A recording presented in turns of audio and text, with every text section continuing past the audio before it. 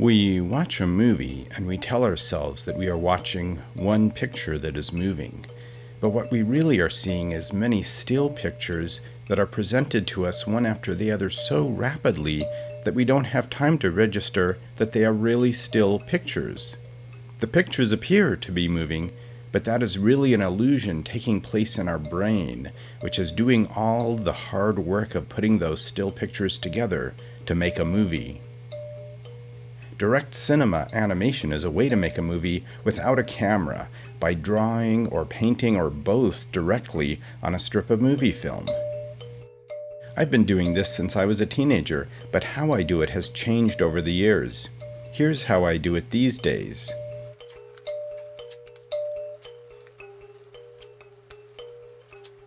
First, I make a bleach and water solution to get rid of whatever picture the movie film might already have.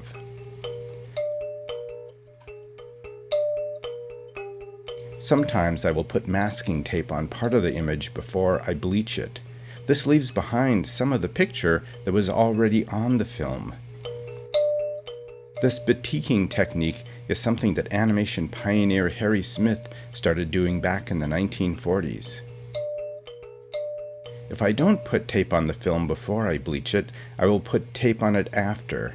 Then I will paint the film with one color, take the tape off, and fill in the clear areas with another color paint.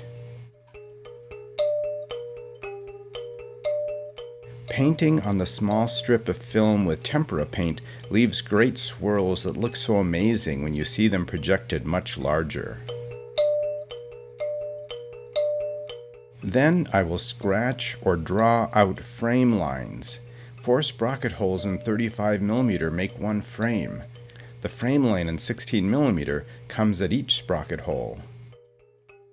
Then I will scratch or paint or draw with India ink or with felt tip pens on the film. Animation pioneers like Norman McLaren did this. He said that animation isn't the art of drawings that move, it's about movement that is drawn. I think about how each frame immediately vanishes into the next, and how you have to repeat things, but also vary them just a little to create the illusion of movement. I draw movement through repetition and subtle changes in position and size. When everything is dry, I photograph the film frame by frame with a camera, a light box, and a close-up lens. I use stop-motion software to help line things up and preview the action. When I film my movie frame by frame, I can adjust the speed, I can reframe my drawings, I can even hold on a single image. Experimental filmmaker Stan Brakhage did all these things in the movies that he hand-painted on bleached-out 35mm trailers.